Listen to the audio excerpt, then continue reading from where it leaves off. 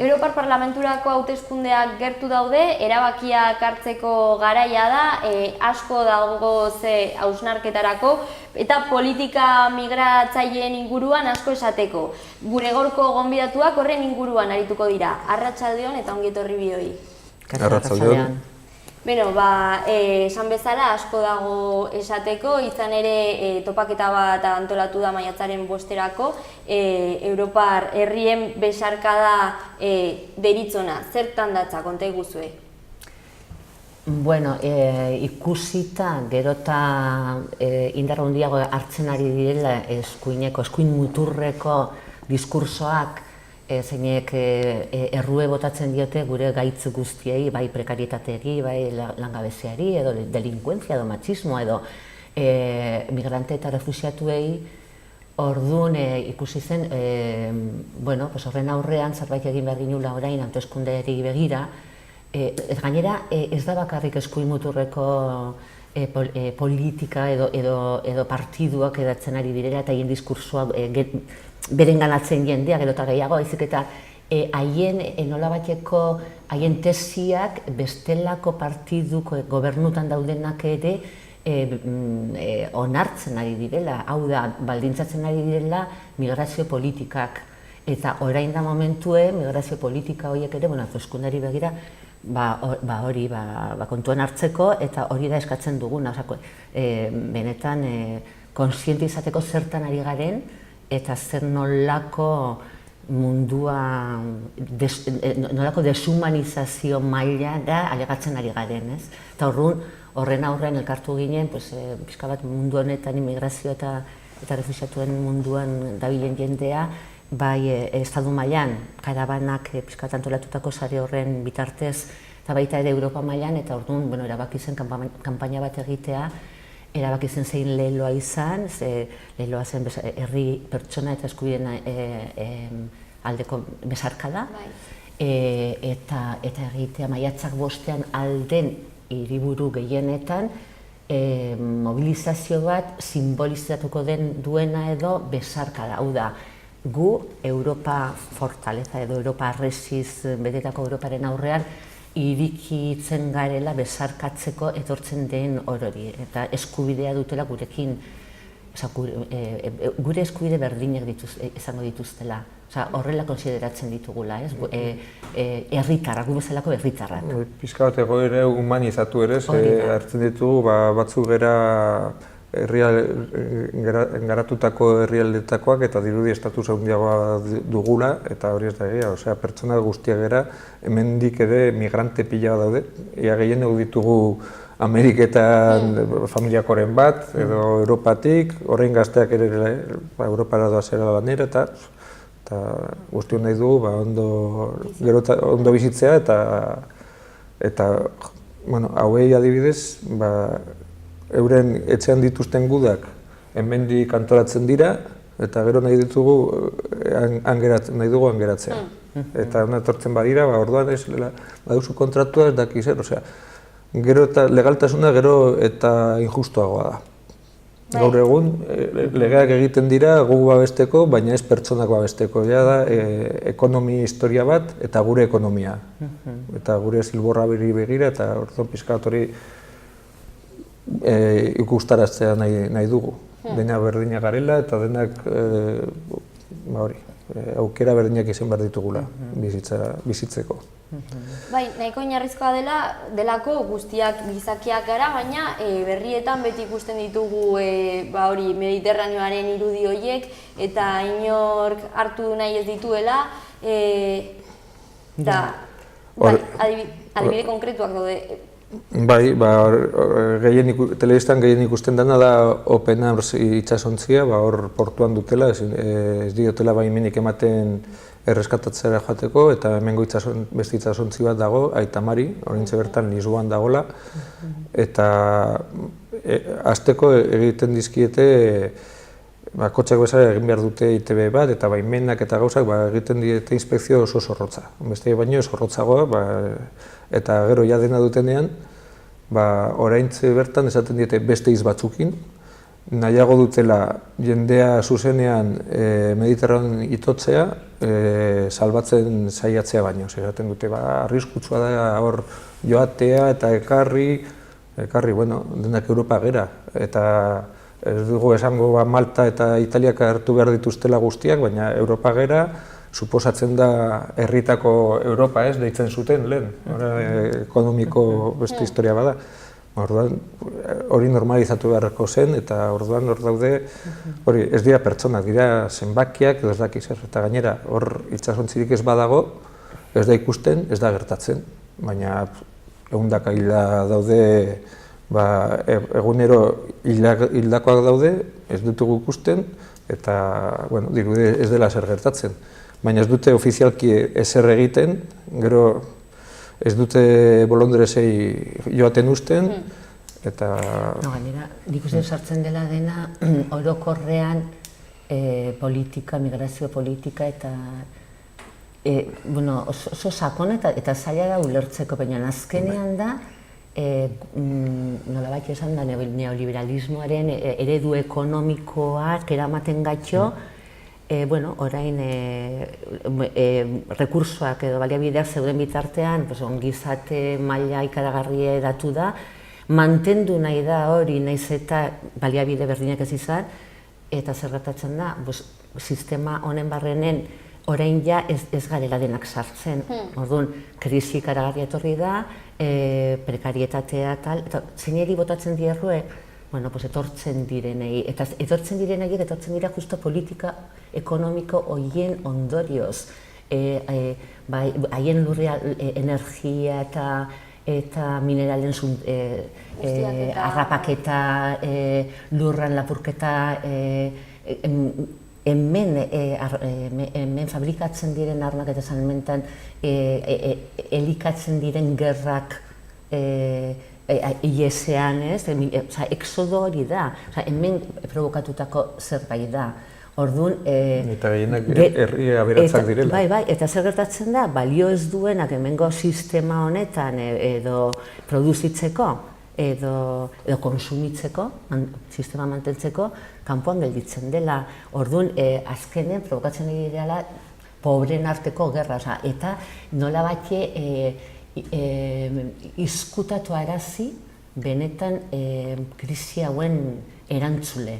Eta erantzule dira, gobernutako, ditugun gobernuak men egiten direlako horrelako politika ekonomikoei, eta gero transnazionalak. Enpresa transnazionala handiak, eta horiek dira suntsitzen ari direnak hango. Eta ingurumena, eta gero eta jende gehiago da, aldaketa klimatikoaren eraginez, lurraldeak ere utzi behar dituztenak. Orduan, hori importantea da hori kontutan hartzea, eta gure bizimodu, zerbait badugula denak hortan ere, kontzientzia hori hartu behar dugula, gure bizimoduan gatik, gure bizimodua sostentzatzeagatik ari dela jendea desplazatzen. Eta justo horiek sartu nahi dutenean ixten dizkiegu mugak, eta, adibidez, mugak kanporatze edo, nola esaten da, externalizazioaren politika hori da, politika zuk esan duzun bezala, benetan, deitzen denak nekropolitika, azkenen usten ari gara, nahi edo zeharka jendea hiltzen. Eta hori ikaragarria da, eta horretaz... Eta dirutza sartzen da jendea... Esaten zuten, 2014-etik 2016-ra, 17.000 milioi euro sartu dituzela Frontexen, segurtasunaren mugetan segurtasuna mantentzeko horretan. Eta dela, gainera, saiatzen ari gara, kanpoko herrialdeak egiten, bi aldetako akordioen bitartez, esan nahi dut, ematen zaiela baliabideak mugak jartzeko guk ez izateko hemen, alako arazorik eta ez dira gainera, egin diren, orain arteko egin diren, Italia-Libiakin eta Espainia-Marokokin, eta gero Turkiarekin ez dira justo gainera giza eskubideen defendatzaile sutsuak, herriak diot. Orduan... Ikara, bai. hori ikaragarria dela, eta gero asko hitz egiten da Brexitari buruz, eta Europa, mugarik gabeko Europa, eta baina gero bai. Orain buruatu zaitere asko beratzen dugula estatu batuetara, eta Trump segaiztoa den egin behar duela arresi hori Mexikorekin, hemen baditugu gure arresiak, guk egiten ditugu, guk ordaintzen ditugu, baina besteari begiratzen dugu, eta hori bai esaten diogula, maltzurra den gaiztoa, baina guk oso onak, baina baditugu gurea. Bai, eta gainera, alde batetik duela gutxi, hemen gobernuak esaten zuen, humanizatu nahi zula migrazio politika, eta bai, eta Aquariusekoak ekarri zituzten eta horrela, eta oain sartu da beste guztikin batera mugak externalizatzen eta politika bera jarraitzen eta mugak izten, eta Aita Mari bezalako barkuei ateratzen ez uzten. Aitzaki, papera aitzakikin, baina hori da ateratzen ez uztea, jakinda jena hiltzen ari dela. Eta itxasontzionek hauek ere geldik egoten dirutza gastatzen dute. Eta gero, dena bola bat da. Eta desegituratzen ari dira, publikoa zen, salbamentu maritimoko egitura osoa, ez dute, esaten dute hegazkina radarrak eta ez dituztela konpontzen, hori Elena Marinek salatzen zuen. Eta dirutza, eta gero ez duzten jendeak haien ordez egiten ari direna, saiatzen egiten ari dena. Instituzioak egin behar zutena, jendeak hartzen du bere gainen, eta ez diete uzten. Elena Malero aipatu duzu, orain dela gutxi arte, hor zegoen ezin zela, bazukan hor judizialki, ez dakit... Kriminalizatu egiten dute elkartasuna, argi dago. Eta aipatu dituzu ere, bolondresei jartzen dizkieten trabak. Orain ere badago, orain 2 urte direla Sevillako zuhiltzaile bat, ere olako itsasontzi bat egon zela, eta gainera egin zutela dena legalki Erromarekin hitz egiten eta ez dakiz ere, eta orain, hori da, ez zaio ezer gertatuko. Pasatuko du orain egoera txar bat, ez zaio ezer gertatuko, baina hori da bestei esateko zuek kontuz, zer egiten duzuen, hemen baduzue makila emateko. Bai, ez dela balden, Elena Maleno berak esaten doz, gozo gogorra egin zaiola dena, ez eta ongi atera, baina da zure, eta da, zuk diozunak, kontu zibili, hori da guztien dako mesua.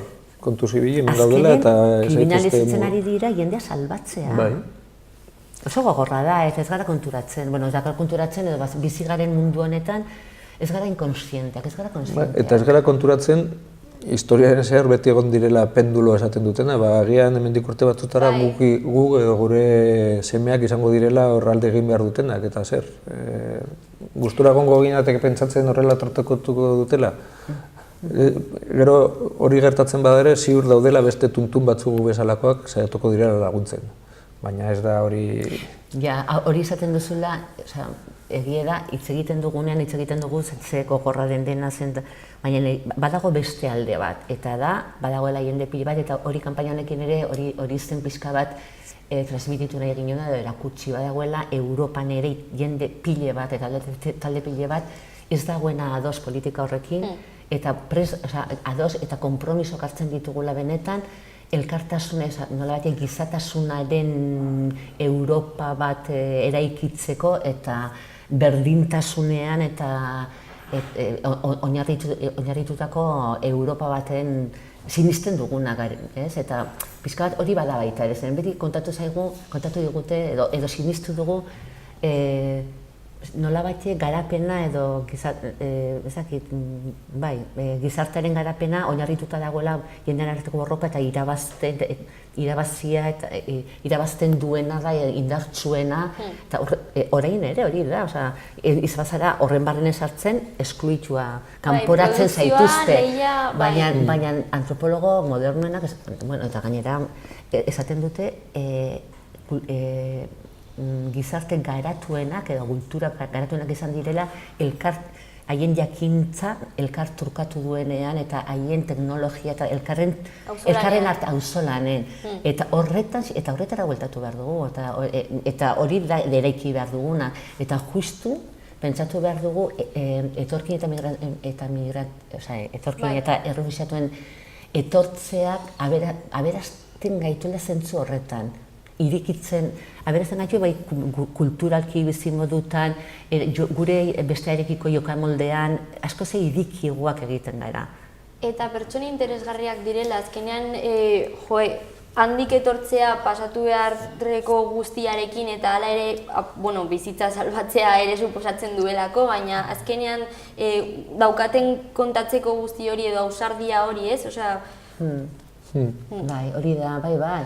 Eta, badutela, gu bezalako pertsonak direla,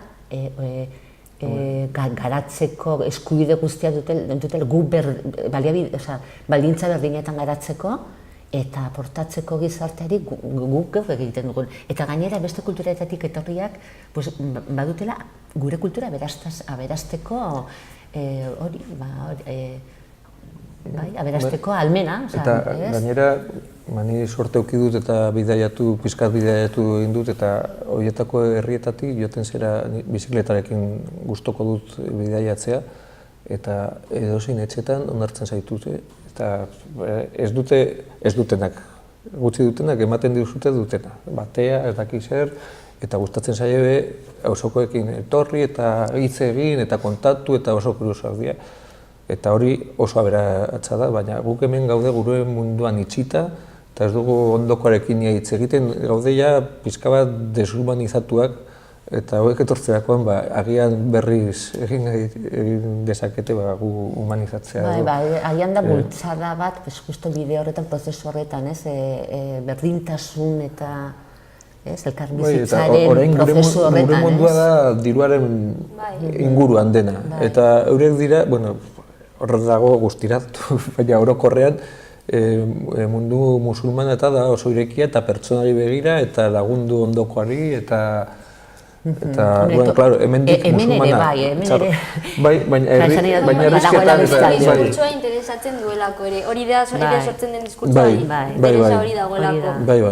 Azkenean sistema berberaren parte da dena, ez da dena kasualidadea. Ez da dena kasualidadea, ez.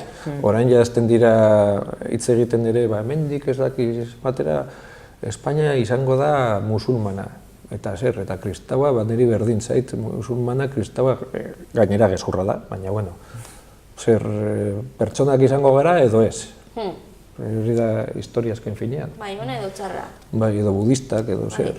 Niri erlijio berdin zaizkit. Baina hori ez da arazoa. Aurre iritzi asko daude eta berreziketa bat ere beharrezkoa da, ez? Eta horrelako topaketak adibidez, beharrezkoak dira, hori ikusarazteko, ez? Eta nola ikusten duzu ez joerak dauden politika hitz egin dugu, baina herrian, gizartean? Egia da oso erresa berenganatzen ditugula, beldurra handia daukagulako sistema honetatik pixka bat kanpon gelditzeko, errez sartzen digutela beldurrek. Beldurrek, adibidez, inbasio bat dela etortzen ari direnak, eta ez da horrelan. Herrialde, errefuxiatu gehienak hartu dituzten herrialde siriatik ateratakoak dira inguruko herrialdeak, eta ez hau. Esaten dute, hemen Europara ailegatu direla azkeneko urteetan, 10.000 pertsona bat bakarrik. Esan nahi dut, badagon ez dela inbasioa, ez da lehen bezala, beti etorri da jendea, beti joan da beste tokitara, ez da problema izanaren arte, 2000 urtean jende pila etorri zen eta ez zegoen problemarik. Claro, orduan etortzen zen jendea lanera eta orduan bazen lana eta oain bakarrik usten dugu sartzen balio zaizkiguna guk egin nahi ez ditugun lanak egiteko, ez? Lanak entzen digutela. Lana ez digute kentzen, egiten dituzte guk nahi ez ditugun lanak, eta besteak daude gu bezain prekarioak eta gainera esplotatzen ditugu eta prekarietate maila horietan prekarioenak eta maila basuen dauden lanean ari direnak. Eta gero orain historia nola ditzen dute bisa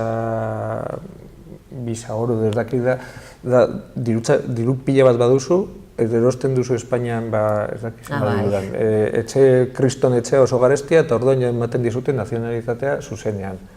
Osea, hori ez da, dirua da, historia, eta dirua baduzu erosi dezakezu nahi duzuna, eta gero esaten dute hor pertsona guztia berdina gara, ja, una mierda, hori ez da egia, eta gero asko legalitatea, eta gaur egungo legalitatea ez da justua, eta legalitatea onartzen dugu nahi dugunean, bestela hori ez da hain garrantzitsua. Gero esaten dute gure prestazioa gozasun... Probesten dutela. Bai, eta badira datuak lehengunen el paisek ekartzen zituenak, hori ez dela egia, ez da egia. Bai, hau dira lau, baina gero hemen ere, jendearen artean. Gero, beste gauza bat da, impostuak guk bezala ordaintzen dituztela. Esan nahi dut, aportazioa eta gero aita ere, esaten dute, horrekatzen ari direna gure zaharkitze maila hori, horrekatzen ari direla. Langilea falta direla, hori da. Eta, edozein modutan, beste gai bada, baina burura etorri zait, lehenko batean entzuten nion lagun batek hitzaldi batean esaten zula, asko ze dibiza gehiago, diru gehiago etortzen dela Afrikatik Europaldera, Europatik Afrikara joaten dena baino, eta esaten zuen ikusteko izango zen, zer gertatuko zen, Afrikak itxiko balitu bere mugak, eta bere baliabide naturalak eta errekurso mineralak eta energetikoak ezingo baziren Europaruntz pasatu. Edo itxiko balitu bere zaborra, teknologi zaborra eta zaborra guztiak bere herrira, Afrikara pasatzeko. Izango zen, Europa... Afrikar bat, mutil batek WhatsAppetik bidaltzen duten bideo baten, momentu baten esaten du. Afrika prest dago Europa gabe bizitzeko, eta Europa kontrakoa. Hori da. Askotan esaten zuten, gure arazo bakarra da, edo gure arazoa konponduko zen, Europa joango bali, Afrikatik joango balitz, utzipakean, ez. Bai. Orduan, esan bezala, maiatzaren 5ean ekitaldia, eta gero zuen... Barkatu, maiatza 5ean da Euskal Herri mailan Durangon, baina Iruñan egin bat dugu lauan. Bai, lauan eguerdiko 12etan. Hori da. Bai. Eta gero zuen egunerokotasunari dagokionez, bolondrez moduan, zer da egin duzuena, ze planak dituzue borroka honekin jarraitzeko, zer egin dezakete hiritarrek? Gu altoratuta gaude talde batean, eta konbidatzen dugu jendea, irikia gaude eta gainari jendea behar da, gure bileretara etortzen, eta gure lana bereziki da, gehien batez, elkartasuna behar dutenekin, gero salaketa politikoa, eta gero sensibilizazioa. Orduan hor gaude kalean, aldugun mailan, jendeari helarazten hemen esaten ari garen guztia, ez? Eta, bizi garen historia momentu honetan, zer den benetan gertatzen ari dena, eta gai potentea dela, eta orduan pixka bat gerota gizarte solidarioagoa bihurtu nahien, orduan hortan denetatik konzentrazioak egiten mariren inguruan, kanpainak, aldugun badago jendea joaten dena kanpamentutara laguntzera, edo onera etortzen den jendea laguntzen. Hemen ere lan asko dago. Etortzen da jendea eta, etortzen da eta ez du inork ezagutzen eta galduta egoten dira, eure laguntzea, paperak egiten, edo kafe bat hartzen, onartzea, gauza normalizatzea, gauza txikitan ere txikikin asko egin daiteke. Eta batez ere sinestu esaten dizkiguten barbaridadeak hori etortzen direla guri zorratzera, ez zurra da. Onartzea, normalizatzea historia eurekin hori da ondon daukagu eta zu beste bazera, eta ez horrela begiratu. Agian hori lortzea izango zen importantena. Hori lortzea izango zen. Aurriritzi horiek ez izatea eta esaten ari garena eskuzabalik jendea onartzea. Ez abaltzea zikinkeri hori, gezurra dela gainera, horrekin ez da behar inora joan, ez da behar ezer bereizik egin, baizik eta barneratu, konturatu zer den historia, eta onartu ondokoa den bezala eta jazta. Eta hori errezari dirudi, baina oso zaila da. Bai. Ez dakit zerbait gehiago azpimarratu edo nabarmendu nahi duzuen aipatu ez dena. Orain bertan. Bihar arte gaitezke, baina... Bai, luze da, bai. Baina, bueno... Ni uste dut orokorki badagola... Bale. Badago webguneren bat edo jo dezakegun edo fisikoki egoitzaren bat jo dezakeguna hori gaian sakontzeko? Bueno, gu elkartzen gara normalean, orain plazaran, badakizu zer den, ez? Orain konponketetan ari dira eta horrela, eta pareko egoitzan batean... Kale nagusian. Bai, kale nagusian, elkartzen gara, astelenetan normalean. Eta edo zegoz badago baita ere, Iruña harrera iria bezala sartzen bazara, bai